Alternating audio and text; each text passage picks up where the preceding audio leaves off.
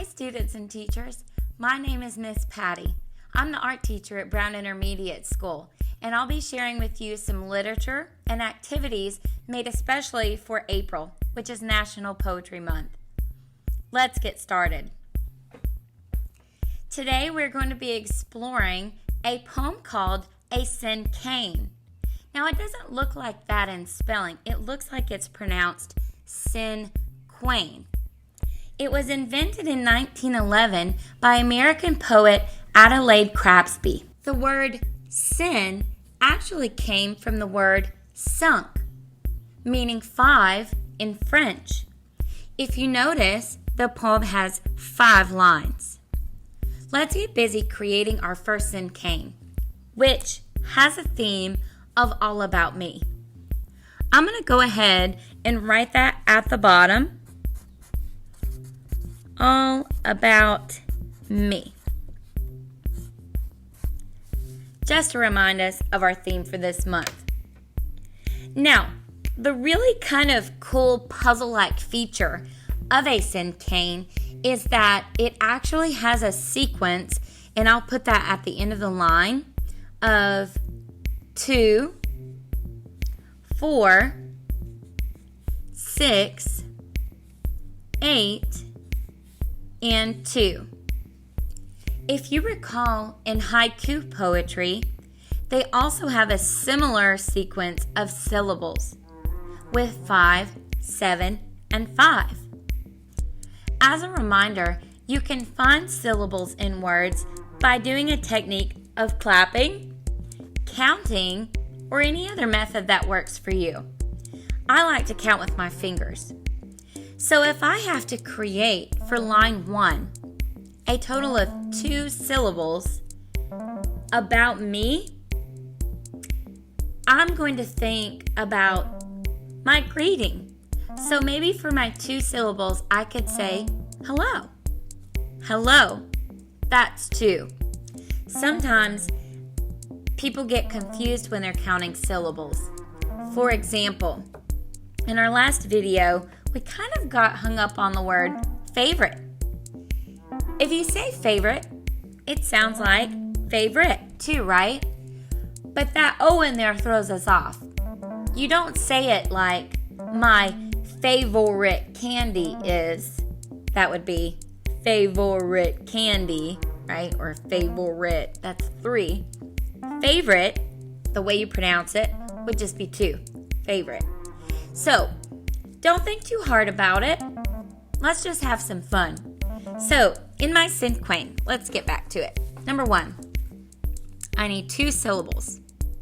So, I'm going to write hello. Now, you could think of other 2 syllables that describe you. I'm fun. What else? Green eyes. Long hair. Whatever you think you can put there, just be creative and keep in mind the theme, which is all about me. For my second line, what can I do with 4 syllables? Hi, my name is Miss Patty. That's 7. You kind of have to do what I call a brain vomit or a word vomit. It's just getting those words out, also called brainstorming. You can write this on pencil with an eraser in case you want to erase it. You could just say it out loud while you count. That's easiest for me. So for my second line, for number 4, I'm going to put I'm Miss Patty. That's 4. I'm Miss Patty. Right? So for my third line, if I look over, I need a total of 6 syllables. It's getting harder, right? For this video, I went ahead and kind of pre-wrote my poem. So you can't see me struggle as much as what it was. This was actually pretty difficult stuff. So don't feel embarrassed or discouraged when you're writing your poems. Have fun, do your brain vomit, get it on paper, and then you can select those words out. So, I put for my third line, I have 2 hyper dogs. Let's count it out just to be sure. I have 2 hyper dogs. That's 6. Moving on.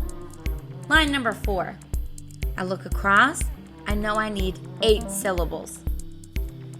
I have 2 hyper dogs, and then I just kind of at an intermediate level went ahead and kind of connected these 2 sentences. I say intermediate level because if you're doing this poem and you want a beginner level, just something easy, you could even write things about yourself that don't connect with the following line, right? So in other words, for number 1, you might say green eyes. For number 2, which you need 4 syllables, you might say bad hair day John. I don't know. So does that make sense? So I'm going with an intermediate level. I'm not getting too advanced, but I am going to start connecting these. So I have 2 hyper dogs. I need 8. So I wrote named Tinkerbell and Sadie Ann. True story. So, named Tinkerbell and Sadie Ann. That's 8. Moving on to line number 5. This again was difficult. Going from a longer syllable down to a shorter syllable.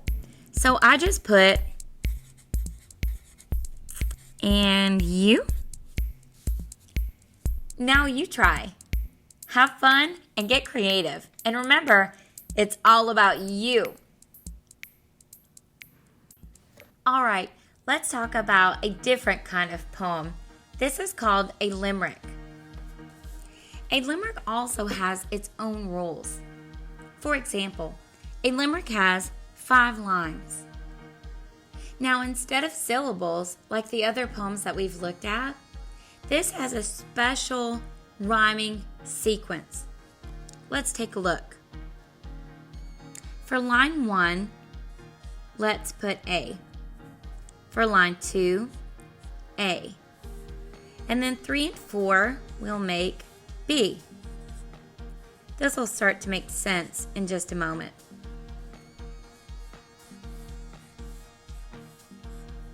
Right.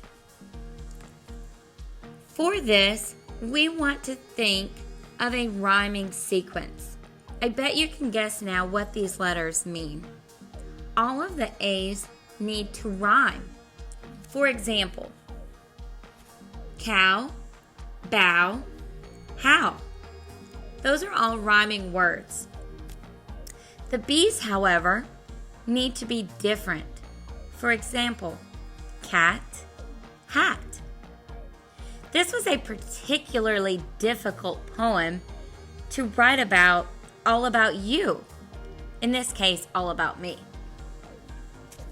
So for 5 lines with this rhyming sequence, this is what I've come up with. Remember, it's all about you. So try to make it relevant to your life. In this case, my life. I have 2 siblings. Yes, that's true.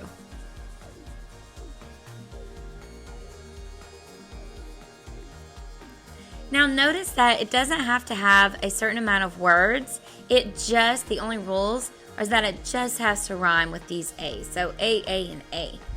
I'm going to circle the last word just to see if it does match up with the next one. So for line number 2, I'm going to write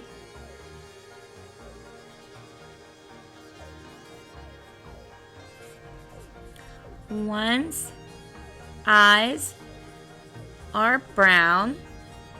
That'll be my sister, Hannah. my brother blue. Do the words true and blue rhyme? Yes. Then let's move on. Line number 3. Notice that this is a totally different rhyming sequence. So my next line is going to say,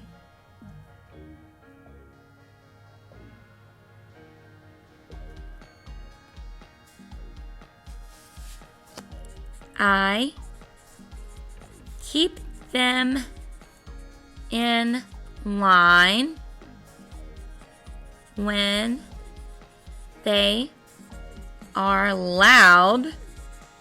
Circle loud. Now we need to match it. Do you also have younger brothers or sisters? Number 4.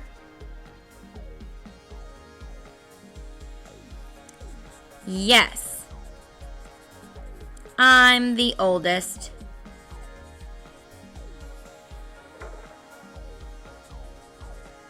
The favorite.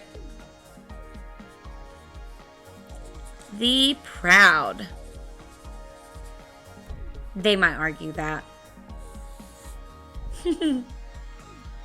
Okay, so let's review. A and A, true, blue. B and B, loud, proud. Notice the B's do not rhyme with the A's. So for my last line, it's an A. I have to find a sentence that ends with the words that rhyme with true or blue. I'm going to end it with, how about you? And there's my poem, all about me. This video was part of the Poetry Online series brought to you by the Monroe Area Council for the Arts and supported by the East Tennessee Foundation. Thank you.